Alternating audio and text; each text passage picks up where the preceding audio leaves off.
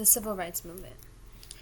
My research question was, how did the Civil Rights Movement attempt to address the issue of African Americans being legally free but still denied equal rights and opportunities compared to white Americans? My thesis. The Civil Rights Movement wanted to close the gap between legal freedom and the true quality of African Americans by using nonviolent protests, legal challenges, and legislative changes to attempt to fight against the inequality of African Americans. These are my three claims: legal actions, nonviolent protest, and legislative changes. My first one is legal actions. Legal actions like the Civil Rights Act were critical things that were used by the movement to help achieve equal rights. At first, the United States allowed people to own slaves, but after the Civil War in 1861 to 1865, slaves were able to be free. Also after the Civil War, the 13th, 14th, and 15th Amendments were added, which protected the civil and voting rights of freed slaves. The Civil Acts Right of 1957, which in the book titled Liberty, Equality, and Power states, expedited lawsuits by African Americans who claimed that Southern states were systematically abridging their right to vote.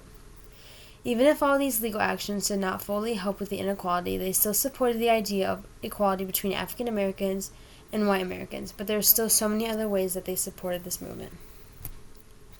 My next one is nonviolent protest. Legal action wasn't just one of the things that they used to fight against discrimination. They used nonviolent protests to get their point across. Here are some examples of how they did that. There was a theater act that happened in the Highlander Folk School in the summer of 1955. This act was titled How Buddy Votes.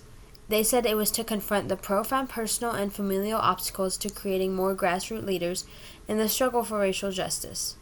The play would be in hopes that people would create change because of it. In the years after How Buddy Votes was performed, the creator of the play worked together to pioneer a new approach to African American voter registrations in the Jim Crow South, the citizenship school. Violent acts that happened to African Americans caused many to speak out on the issue. Emmett Till was a kid who was lynched by a group of white Americans. This was a big deal as Till was not doing anything wrong to be lynched. The NAACP and the black press kept Till's lynching in the limelight so that they could generate support for their fight against Jim Crow. Martin Luther King Jr. was a main activist in nonviolent protest. He believed that nonviolent direct action would dramatize through both word and deed the evil of racial discriminations. King's strong presence carried the message of the civil rights movement to almost all parts of the United States and also the world. But would this be enough to end discrimination against African Americans? Legislative changes. They needed to do more to help start these changes. Legislative changes would be the next step that they would take to help stop discrimination. In 1964, the Civil Rights Act was passed and put into place. This was a big step for the civil rights movement.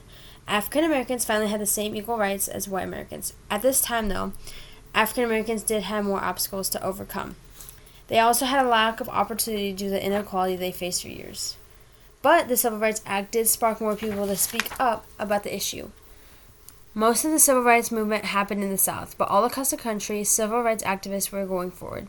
They sought legislation to outlaw racial discrimination in California, joining under slogans such as Fight Sharecropper Wages. Next is my counterclaim. All these statements were a great way for people to get their point across that African Americans should be treated the same as white Americans. But African Americans continue to face inequality, showing that the movement did not fully close the gap in real-life opportunities.